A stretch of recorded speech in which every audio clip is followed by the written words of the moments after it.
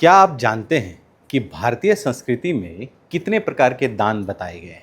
अगर नहीं तो चलिए मैं आपको बताता हूँ। दान भारतीय संस्कृति और धर्म में अत्यंत महत्वपूर्ण माना गया है और शास्त्रों में कहा गया है कि दान केवल वस्तु देने का नाम नहीं है, बल्कि यह एक भावना है जिनसे दूसरों के दुख दूर होते हैं और समाज में संतुलन बना रहता है।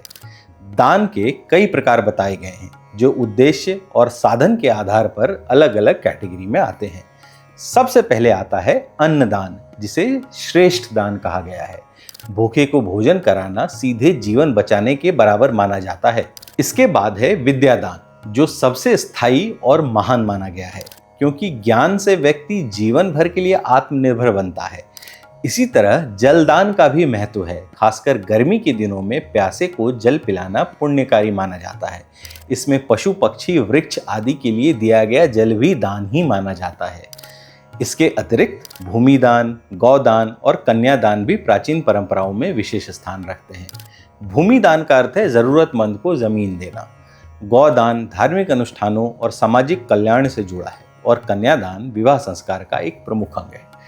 आज के समय में दान के रूप बदल गए हैं। अब रक्तदान, अंगदान और धन दान को भी बहुत महत्वपूर्ण माना जाता है। रक्तदान से किसी का जीवन बच सकता है। अंगदान से मृत्यु के बाद भी जीवनदायिनी भूमिका निभाई जा सकती है। इसी प्रकार आर्थिक दान से अस्पताल, शिक्षा संस्थान और सामाजिक कार्यों को सहारा दिया जाता है।